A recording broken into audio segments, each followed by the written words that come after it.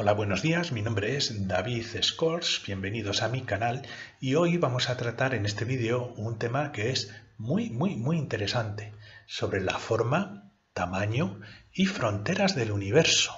Es un tema que fue propuesto en el canal donde me preguntaban pues qué es lo que sucedía en la frontera del universo, si había una frontera, qué había más allá del universo, y son temas pues que bueno, todos nosotros pues nos hemos preguntado alguna vez, sobre todo el cómo es posible el poder resumir toda la complejidad del universo en unos modelos matemáticos que nos dicen pues ¿qué es lo que sucede con el mismo? ¿Cómo evoluciona en el tiempo? ¿Que si se está expandiendo? ¿Que si se va a contraer? Etcétera, etcétera. Y son muchas cosas de las que oís en las noticias, publicadas en prensa y en televisión.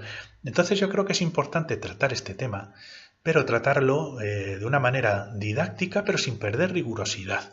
Y os voy a ir comentando en qué modelos están basados las teorías que tenemos sobre nuestro universo. Si os interesan estos temas, estáis invitados a suscribiros al canal pinchando en el pequeño ratoncito que hay aquí. Y si queréis sugerir nuevos temas, no tenéis más que dejarlo en los comentarios.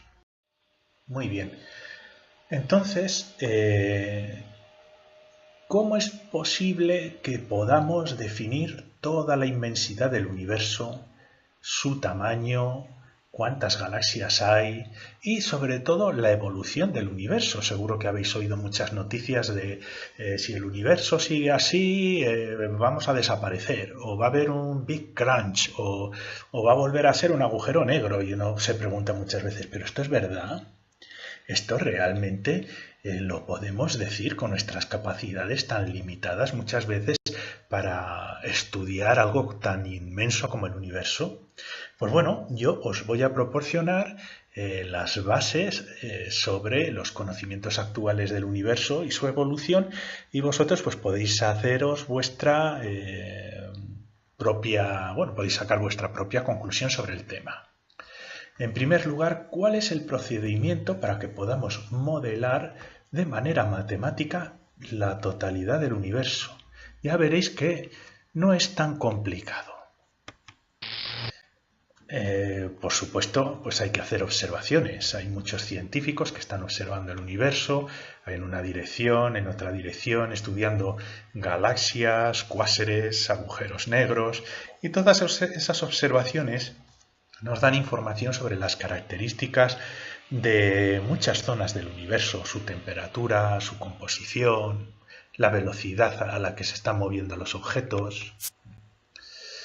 Y una de las cosas cruciales para hacer un buen modelado del universo de manera matemática es comprobar si el universo tiene distintos aspectos en distintas direcciones, porque quizás haya alguna dirección preferida en la que el universo se esté expandiendo más o alguna cosa así, donde veamos una mayor densidad de estructuras en ciertas zonas. Así que el estudio del aspecto, de la organización, densidad y otros parámetros del universo en diferentes direcciones en el espacio es muy importante.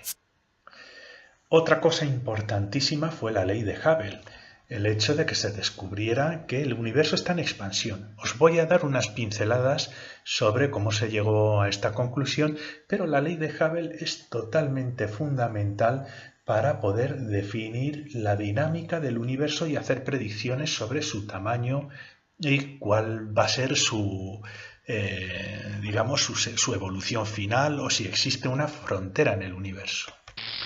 Con todos estos datos se realizan modelos matemáticos. Estos modelos matemáticos están basados en la teoría general de la relatividad, pero en esta ocasión no nos vamos a meter con mucho detalle en estos temas. Voy a dar simplemente 4 pinceladas para que aquellos de vosotros que no tengáis una preparación en relatividad general, pues lo podáis entender bien. Si os interesan estos temas y queréis seguir algunos cursos de relatividad que tengo en el canal, os invito a suscribiros al canal pinchando en el pequeño ratoncito que veréis aquí durante la presentación. Muy bien. En primer lugar, hay una cosa que se denomina el principio cosmológico, que básicamente se ideó cuando se comenzó a observar el universo e intentar definirlo de manera matemática, y se le denominó principio para darle una importancia que realmente pues no podemos asegurar, ¿no? ¿En qué consiste el principio cosmológico? En primer lugar, que el universo es homogéneo, pero es obvio que vosotros sabéis, y yo también sé, que el universo no es homogéneo, ¿no? Nuestro sistema solar está inmerso dentro de una galaxia que tiene un conglomerado de estrellas, hay cúmulos, hay otras cosas, ¿no? Y cada galaxia está separada de otras galaxias. Pero hay que imaginarse que esta homogeneidad es dependiente de escala. Es decir, si nos retiramos muy hacia atrás, como estamos viendo en esta fotografía, más o menos la imagen que tenemos aquí del espacio es la misma aproximadamente, no es una imagen fractal que la que hay aquí, o la que hay aquí, o la que hay aquí, con excepción de la galaxia de Andrómeda, que la vemos aquí en primer plano, pero si nos fuéramos incluso más atrás, en escalas mucho más grandes, la galaxia de Andrómeda quedaría también como un puntito. Entonces podríamos considerar que el universo es homogéneo cuando estamos estudiándolo a una gran escala. Otra de las propiedades importantes para poder modelar el universo es que se considera que es isotrópico. ¿Qué significa eso? Significa que el universo tiene las propiedades físicas más o menos comparables independientemente de la dirección en la que estemos estudiando. Pues si vemos aquí la densidad, la temperatura, etcétera, la velocidad es más o menos lo mismo que si estamos estudiando el universo en esta otra dirección o en esa otra dirección. Entonces consideramos que el universo es isotrópico, así que el principio cosmológico considera que el universo es homogéneo e isotrópico para poder modelarlo, pero hay que tener en cuenta que esto es dependiendo de la escala en la que estemos estudiando el universo. Así que es algo que tenéis que tener muy en cuenta, y el principio no sé si yo lo llamaría principio o más bien hipótesis. Vale. A favor de la isotropía tenemos una observación que fue importantísima y que la hizo Hubble. Hubble lo que hizo fue pues dedicarse a medir, a estimar la velocidad de diferentes galaxias y estrellas con respecto de la Tierra y de la distancia a la Tierra, y observó que más o menos, estos son datos más reales que los que Hubble proporcionó, que hay una relación directa entre la distancia de los objetos que estemos analizando y la velocidad relativa con la que se están separando de la Tierra. Y además esto era independiente de la dirección de observación. Es decir, es como si nosotros en la Tierra estuviéramos en el centro y todos los objetos se van separando de la Tierra, y los que están más alejados de nosotros son los que tienen una velocidad mucho más alta que los objetos que están cercanos. Hubble proporcionó una ecuación que decía que la velocidad relativa de un objeto es proporcional a la distancia con la que nosotros nos encontremos, y la constante de proporcionalidad se llamó constante de Hubble, pero al final no me voy a detener mucho en estos detalles, pero no es una constante, cambia con el tiempo y más bien se le denomina función de Hubble o factor de Hubble, pero es una proporcionalidad casi perfecta. La ley de Hubble sugería que el universo se está expandiendo como una expansión tipo globo. Pues imaginémonos que tenemos varios puntos, nosotros podemos estar aquí, pero si nos fuéramos Alfa Centauri estaríamos aquí, si nos fuéramos Andrómeda estaríamos aquí, e independientemente del sitio en el que nosotros estuviéramos, veríamos que los objetos de alrededor se van separando de nosotros independientemente de la dirección a la que estemos observando, y se nos van separando, y la velocidad de separación es más alta conforme más alejados estuviéramos. ¿De acuerdo? Esto es una consideración muy importante. Luego también se descubrió que hay un fondo de fotones de baja energía, un fondo de microondas, de fotones, de radiación electromagnética, que es muy similar independientemente de las zonas donde estemos mirando. Aquí la intensidad implica la temperatura, pero bueno, básicamente con algunas excepciones que se han explicado, básicamente tenemos un fondo de variaciones muy pequeñitas con respecto a una temperatura, a una energía global dada por fotones de baja energía, microondas. Y este fondo isotrópico confirmó que el universo muy probablemente sea isotrópico, al menos en temperatura, en esta radiación de fotones muy antiguos, muy de baja energía, y sugirió además que era homogéneo, que independientemente de dónde mirásemos, hay simetría esférica, porque no varía con las direcciones radiales a las que nosotros estemos observando, al menos desde la Tierra. Así que se intentó explicar estas observaciones. Estas observaciones son compatibles con que el universo, aquí estamos nosotros en estos puntitos de la superficie de un globo, el espacio que forma el universo se está expandiendo como si fuera elástico. No es que nosotros como puntitos nos estemos separando por una velocidad propia, independiente del espacio, sino que el propio espacio se está expandiendo, y eso es compatible con la ley de Hubble y las condiciones de homogeneidad e isotropía, un modelo elástico. Vale, ¿cómo se estudia el espacio en relatividad?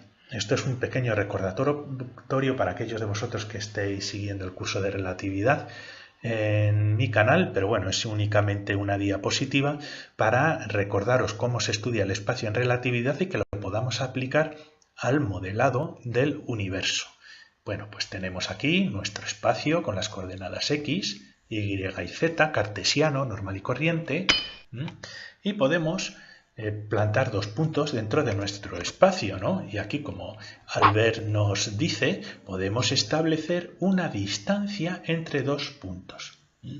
El espacio lo estamos definiendo como una distancia entre un par de puntos cualquiera y lo llamamos dl o incremento diferencial de longitud o ds muchas veces, como lo vamos a hacer en relatividad.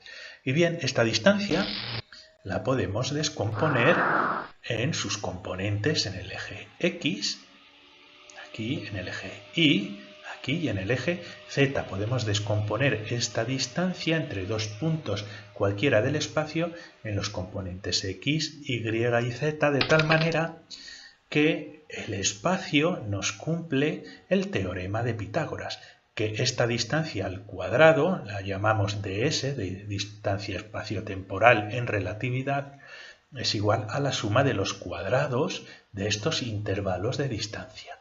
Esta es la característica que nos define el espacio, porque nos define las propiedades métricas de distancia entre dos puntos. Y cuando nosotros estudiamos el universo, nos interesa estudiar distancias. Pero en relatividad, aparte de las coordenadas X, Y y Z, hay que añadir una cuarta coordenada porque estamos trabajando en 4 dimensiones. Es una coordenada temporal que está multiplicada por menos c al cuadrado. Pero para esta lección esta coordenada ni la vamos a tocar. Nos vamos a centrar en las 3 coordenadas del espacio porque es lo que se está expandiendo. Bien, ¿cómo podemos modelar un universo o la evolución de un universo matemáticamente? Pues vamos a poner un ejemplo. Tenemos aquí 2 galaxias dentro de nuestro espacio y sobre este fondo vamos a imponer nuestro sistema de coordenadas. Y fijamos la posición x igual a 0 en esta galaxia e x igual a 1 en esta otra. Tenéis que recordar que las coordenadas no definen el espacio.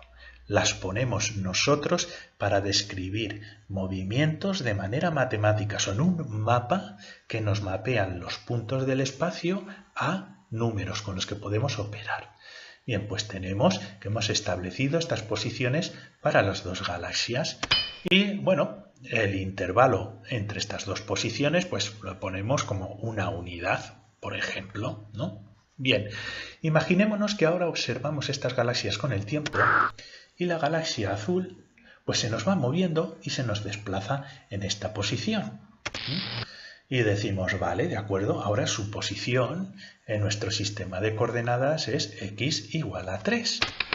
Y esto implica que la diferencia de distancia entre la posición final y el origen de coordenadas de nuestra galaxia desde donde nosotros estamos observando son 3 unidades. Así de sencillo, y concluimos que nuestra galaxia se está moviendo con respecto a nuestro punto de observación, pero en el contexto de un espacio estático. No se mueve, nuestras coordenadas permanecen fijas.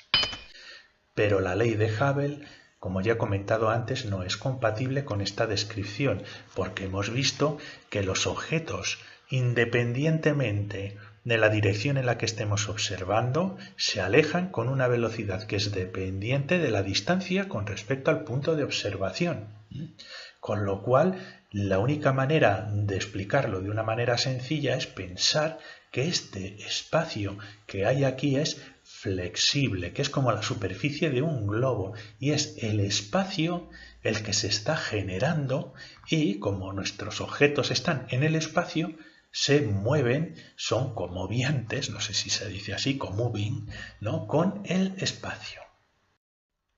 Vale, pues vamos a explicar la ley de Hubble considerando que es el espacio el que se está, entre comillas, moviendo. Hay que estirar el sustrato, el espacio, no las galaxias. Las galaxias en sí no se van a mover. Entonces, lo que sucede es que la galaxia se mueve porque se mueve el espacio, se genera más espacio y nuestro sistema de coordenadas pues se conmueve con el espacio. ¿Por qué? Porque se ha estirado el espacio. Antes, si os fijáis, era la galaxia la que se movía y nuestra coordenada permanecía estable. Aquí no. Aquí seguimos considerando que la separación entre esta galaxia y esta galaxia sigue siendo una unidad, aunque la distancia que nosotros medimos ha cambiado, pero no el intervalo en las coordenadas. Esto es muy importante, pensadlo. Y hemos generado una cantidad de espacio. Ahora la separación entre nuestro punto de observación y la galaxia pues la vamos a llamar d. Entonces tiene que haber alguna manera en la que podamos describir cómo se genera esta distancia con el tiempo y que implique que no hay un cambio en el intervalo de coordenadas. Vale, vamos a intentar hacerlo. Esto va a ser crítico para modelar el universo matemáticamente. Bien, hemos considerado que este movimiento no es porque la galaxia se mueva, sino porque generamos espacio. Las coordenadas no cambian. Y la manera en la que vamos a describir esta generación de espacio, este incremento en distancia, esta distancia que ha recorrido es multiplicando el intervalo de las coordenadas que permanece constante por un factor que va a cambiar con el tiempo. Es decir, si como en el ejemplo anterior teníamos que el intervalo en x es igual a 1, va a seguir siendo igual a 1 aquí en tiempo 0 y en tiempo 20. Pero igual en el tiempo 0 a es igual a 1, por lo tanto la distancia es 1, pero igual a en el tiempo 20 es igual a 8. Y la distancia que hemos generado en esos 20 años de observación, pues es 20 unidades, ¿de acuerdo? Es a lo que cambia con el tiempo. Y a este a le vamos a llamar el factor de escala, porque es realmente un factor de escala. Hace que el intervalo de coordenadas sea más grande con el tiempo y que la distancia física aumente por generación de espacio, no porque se muevan los objetos con respecto a las coordenadas. A es una función del tiempo y crece con el tiempo. ¿Cómo cambia la distancia la distancia que hemos definido por la expansión del espacio, no por el movimiento en las coordenadas, cómo cambia con el tiempo. Y es crítico para saber cómo evoluciona un universo. Pues bueno, tenemos la distancia, que es igual al factor de escala por el intervalo en las coordenadas, y vamos a hacer varias operaciones. En primer lugar, para saber cómo cambia esta distancia con el tiempo, la vamos a derivar con respecto al tiempo. Es el cambio en distancia respecto al cambio con el tiempo. Y va a ser igual al cambio en el factor de escala a con respecto al tiempo. No derivamos el intervalo de las coordenadas porque hemos quedado en que esto es constante, no cambia. Lo que cambia es el factor de escala, es la escala en la que estamos moviéndonos. Esto de manera reducida, pues este intervalo de distancia con respecto al tiempo, pues es la velocidad que nosotros mediríamos si fuéramos Hubble, observando las galaxias y las estrellas. Esto, para no escribir dA entre dt, muchas veces se suele simplificar poniendo una A con un punto aquí arriba. Cuando se pone un punto arriba significa que esto es la derivada con respecto al tiempo. Es como una velocidad, es una manera simplificada. Entonces aquí lo que hacemos es este A con un punto, es el cambio en el tiempo, multiplicando de x. Y ahora lo que vamos a hacer es multiplicar y dividir por el propio factor de escala, con lo cual no cambiamos esta expresión, ¿veis? Este multiplica, este divide, y diréis, ¿por qué hacemos esta operación? Parece absurdo, ¿verdad? Pero no, lo hacemos por dos cosas, fijaos. En primer lugar, A por dx es la distancia de separación entre el observador y lo que estamos midiendo. Y lo ponemos aquí.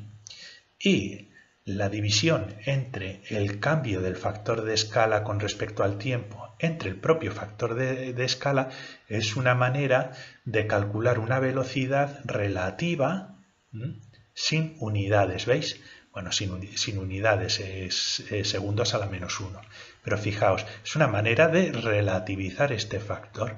Y fijaos, velocidad igual a este factor por la distancia. Gracias por los aplausos fake, pero aquí, si consideramos ahora que A punto, la derivada del factor de escala con respecto al factor de escala mismo, lo consideramos como la función h de Hubble, hemos reconstruido la ley de Hubble de velocidad es igual a el factor de Hubble multiplicada por la distancia entre los objetos. Entonces, en principio, introduciendo este factor de escala y considerando que es el espacio lo que se está moviendo, hemos reproducido la ley de Hubble. ¿Habéis visto? Entonces es compatible con la ley de Hubble. No lo hubiéramos hecho, no hubiera sido posible hacerlo de otra manera, porque si consideramos que el objeto está cambiando de posición de coordenadas, ya la derivada con respecto al tiempo tendría que ser esta. La ley de Hubble solo es compatible si consideramos que las coordenadas no cambian, pero sí cambia el factor de escala. Muy bien, entonces el factor de escala es, entre comillas, la función de Hubble. Es en realidad la derivada con respecto al tiempo dividido entre A. Así que lo que vamos a hacer es incorporar el factor de escala a la métrica del espacio-tiempo relativista. Esta es la métrica del espacio-tiempo sin curvatura, sin gravedad. La distancia al cuadrado entre dos puntos es igual pues a esta suma de coordenadas al cuadrado, de intervalos de coordenadas al cuadrado. Es como la ley de Pitágoras. Bien, pues vamos a incorporar el factor de escala. Y lo que hacemos es, pues este intervalo al cuadrado de las coordenadas tiene que estar multiplicado por a al cuadrado. Y ahora nuestra métrica va a cambiar con el tiempo, porque las coordenadas están multiplicadas por el factor de escala que va a subir de valor con el tiempo. Y así tenemos un espacio relativista cuya distancia entre dos puntos se va a incrementar porque el factor de escala nos está multiplicando los intervalos de coordenadas. Es lo mismo que hemos hecho antes para derivar la ley de Hubble, pero lo hemos aplicado a la ecuación de la métrica del espacio-tiempo relativista. ¿Veis? Es a cuadrado de x al cuadrado más a cuadrado de y al cuadrado, así en las tres dimensiones. Bien, entonces si estudiamos esta expresión y consideramos que nuestro universo tiene esta estructura, las distancias entre dos puntos van aumentando con el tiempo y con las coordenadas, pues parecería que nuestro espacio no tiene fin. Es infinito en todas las direcciones, solo ponemos la distancia que queramos en x, y y z que pueden ir al infinito. No están contenidas, no tienen frontera, no tienen límite estas coordenadas. Pero nuestras observaciones nos indican que tienen que cumplir una simetría esférica, homogénea e isotrópica. ¿Por qué? Porque nosotros estamos en el centro y vemos que todo se está separando con respecto a nuestro centro, que todo está distribuido homogéneamente, isotrópico. Entonces podríamos considerarnos nosotros como en el centro de una esfera.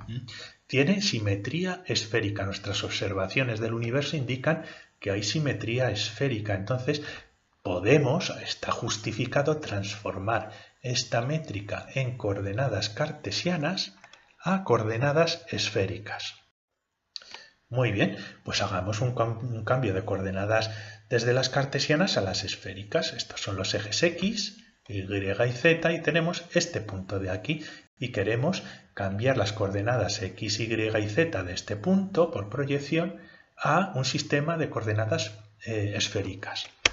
En primer lugar, definimos una distancia radial entre el origen de coordenadas y nuestro punto. Y esta es la primera coordenada en coordenadas esféricas, el radio. Definimos un ángulo polar como el ángulo entre la coordenada radial y la coordenada z, por eso se llama z. Y luego otro ángulo que se llama azimutal entre la proyección del radio en el plano x e y con respecto al eje de las x, y es el ángulo φ, y se llama azimutal. Entonces tenemos ahora tres coordenadas, radial, polar y azimutal. Y las relaciones que nos relacionan la coordenada x con respecto la y y la z con respecto a estas tres nuevas coordenadas, pues son estas. La x, r seno de z coseno de φ, la y, r seno de z seno de φ, y la z, pues r coseno de z. Es relativamente fácil, por ejemplo, pues para cambiar en el eje de las x, r seno de z es esta longitud, y si lo multiplicamos por el coseno de φ nos da la proyección sobre el eje x. Tampoco os comáis mucho la cabeza, estas son las transformaciones, y lo que tenemos que hacer es lo siguiente. Tenemos que cambiar el sistema de coordenadas que hemos visto antes y nos da que tenemos nuestra métrica en coordenadas cartesianas y la queremos transformar, pues la de x al cuadrado, sustituirla por dr al cuadrado, el radio al cuadrado, la de y al cuadrado, sustituirla por el intervalo del ángulo polar al cuadrado, y la de z al cuadrado, sustituirla por el ángulo azimutal al cuadrado. Durante este proceso de cambio nos van a aparecer unas funciones aquí que se llaman componentes del tensor métrico. Tienen su fórmula para calcularse, no voy a entrar mucho en detalles en ello, pero el cambio de coordenadas nos va a introducir aquí unas funciones, multiplicando los intervalos al cuadrado de las nuevas coordenadas, pero básicamente es lo mismo, la misma distancia al cuadrado entre puntos la calcularíamos con esta fórmula o con esta fórmula. Si hacemos las operaciones, bien, nos damos cuenta que GRR va a ser aquí 1, nos queda cuadrado de R al cuadrado. Esta función de aquí va a ser r cuadrado, nos queda cuadrado r cuadrado de z cuadrado, y esta función de aquí va a ser r cuadrado seno cuadrado de z, multiplicado por el factor de escala siempre, y multiplicando a en este caso el ángulo azimutal al cuadrado, ángulo polar al cuadrado y el intervalo de radio al cuadrado. Y por el momento el tiempo lo dejamos ahí porque no nos molesta, ¿vale? Esta es la transformación en coordenadas esféricas. Bien.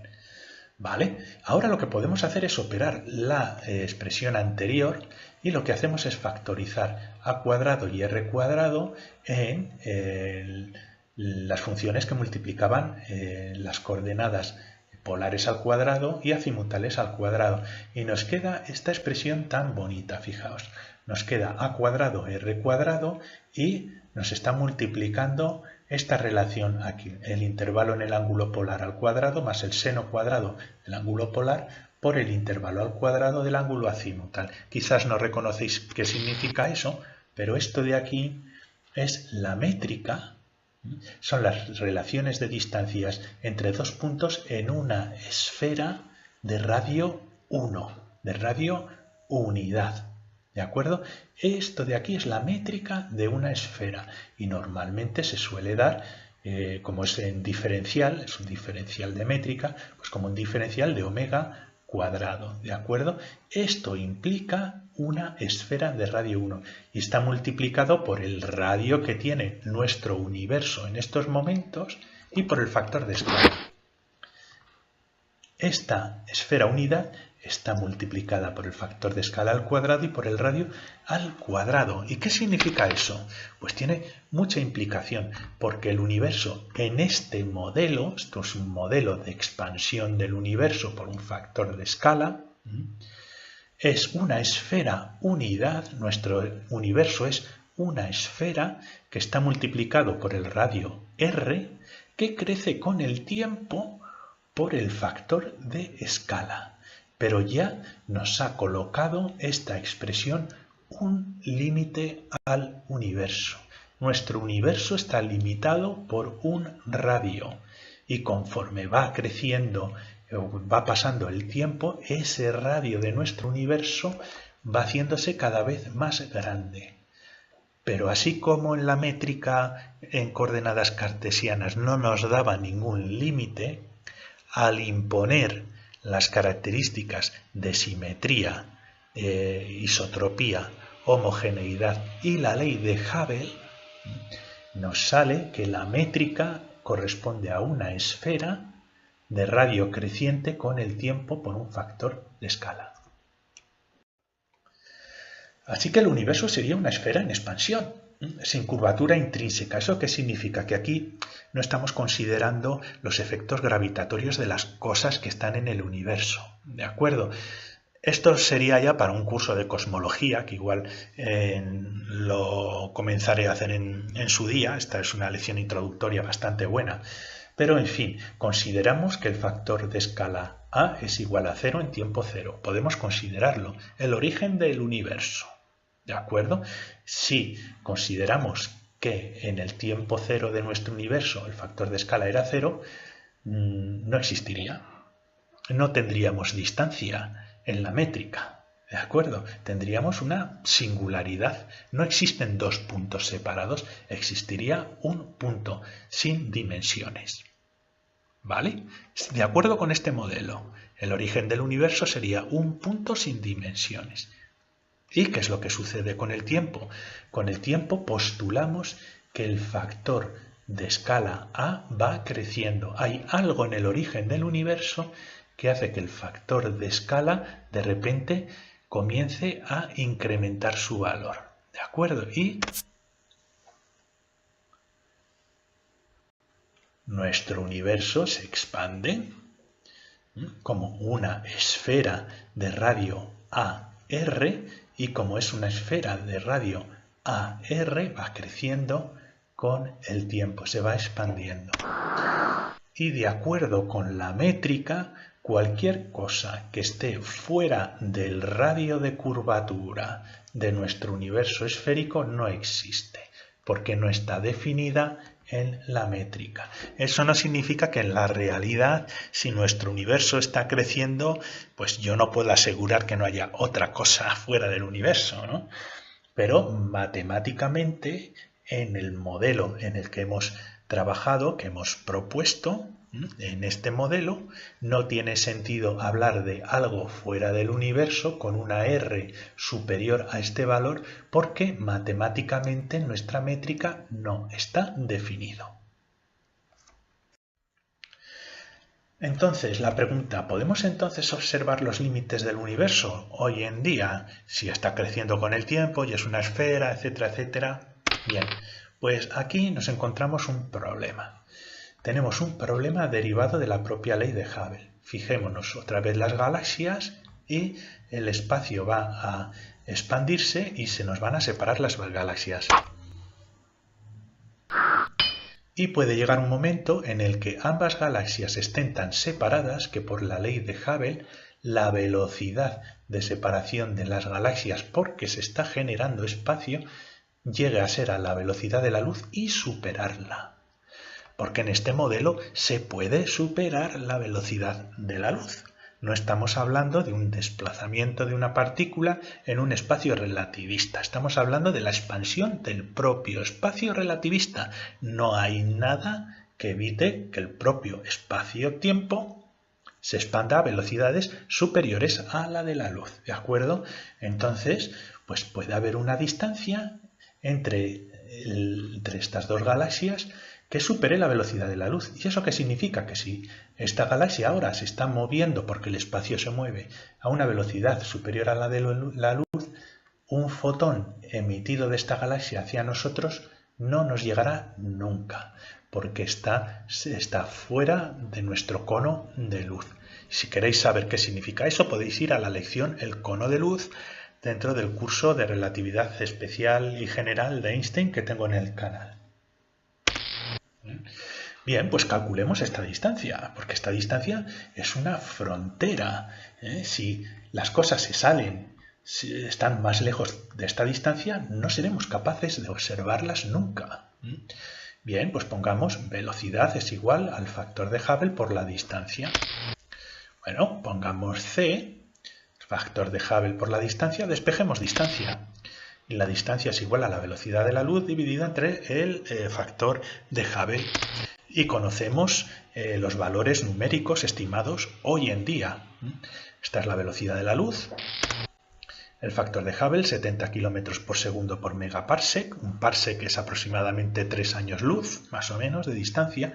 Y si hacemos este cálculo, nos sale que la distancia de Hubble, se llama distancia de Hubble, es de 14,4 billones de años luz, es decir, 14.400 millones de años luz. ¿Qué significa esto? Vamos a verlo en el contexto de nuestra historia del universo. Muy bien, pues aquí tenemos nuestro universo como una esfera debido al modelado que hemos hecho, ¿de acuerdo? Y tenemos aquí una frontera. Y esta frontera la hemos puesto aquí porque es la distancia de Hubble, que está a 14.400 millones de años luz. ¿Vale? Tenemos una frontera, pero no es porque el universo se acabe aquí. Esto significa que cualquier cosa que cruce esta distancia no podremos recibir nosotros su luz nunca. ¿Es esto lo que significa? La edad del universo es de 13.800 millones de años, de 13,8 billones de años, que si os fijáis es un poquito menor que la distancia de Hubble. Fijaos, es un poquito menor. Igual es una coincidencia y que en estos momentos seamos capaces de medir y hacer estos cálculos, pero es un poquito menor. Y aquí lo que sí es cierto es que tras esta frontera muy probablemente se encuentren los sucesos del origen del universo que no podemos observar hoy en día o cerca de la frontera. Lo que sí podemos observar es esta franja amarilla, esta zona del universo que se denomina superficie de la última dispersión de fotones. ¿Qué significa esto? Cuando el universo se estaba formando había un momento, unos 300.000 años después de lo que se estima es el origen del universo, se estima con estos modelos, ya habéis visto, o sea, tiempo cero. El universo tenía una temperatura de 3000 Kelvin y esto significa que estaban disociados los núcleos y los electrones, había una sopa de plasma y en esas condiciones el universo es opaco. Los fotones pues no pueden propagarse, no pueden escapar, entonces no se pueden ver. Y cuando comenzó a enfriarse el universo en un proceso que se llama el gran enfriamiento, que coincide con esa expansión que sí podemos detectar, el universo se hace de repente transparente y esos fotones que estaban allí comienzan a moverse por el espacio. Y los fotones cuyo origen es en esta superficie de última dispersión de fotones, que está ligeramente por debajo de la distancia de Hubble, y creo que a unos 13.800 millones de años. Estos son los fotones que nosotros detectamos en la radiación microondas de fondo. La radiación microondas de fondo de nuestro universo son estos fotones que han estado viajando durante 13.800 millones de años de un sitio para otro, ¿de acuerdo? Y que se encontrarían, si cogiéramos un telescopio, tendríamos que apuntar mucho para poder observarlos. Los observamos con detectores, obviamente. ¿Cuál es la galaxia más distante detectada por el Hubble? Yo creo que esto es importante porque nos pone un poquito en perspectiva sobre cuándo las galaxias se formaron, etc. Pues la más antigua hasta ahora es la galaxia HD1, que se ha observado debido al efecto de lentes gravitatorias de otras galaxias que se encuentran en el camino entre la luz emitida en su día por esta galaxia y los detectores en la Tierra. Vale, pues vamos a ver dónde está esa galaxia. Aquí tenemos de nuevo nuestro universo, en azulito la frontera de Hubble, que es ¿cómo se dice? Una frontera de sucesos.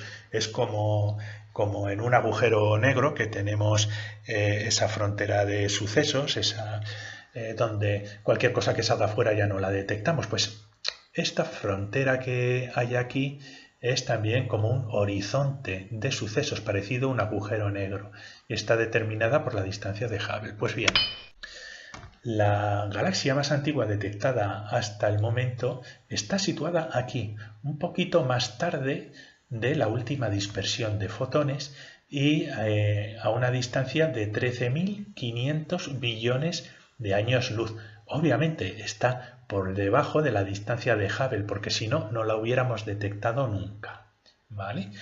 Y obviamente la detectamos a esta distancia porque es prácticamente la edad del universo. Entonces, desde el momento en que emitían los fotones esta galaxia hasta el momento en las que nosotros hemos recogido esos fotones, pues han pasado casi la edad del universo. Por eso sus distancias de 13.500 billones de años luz. Pero esta es la distancia a la que se encontraba la galaxia cuando emitió los fotones que detectamos nosotros, antes de cruzar este horizonte de sucesos de Hubble.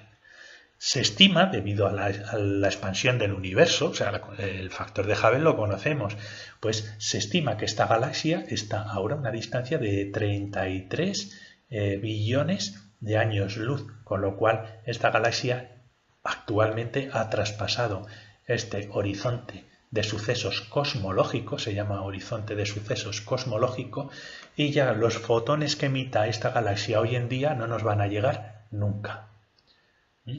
Jamás volveremos a observar esta galaxia porque habrá cruzado, bueno, ya hace mucho tiempo que ha cruzado, este horizonte de sucesos cosmológico.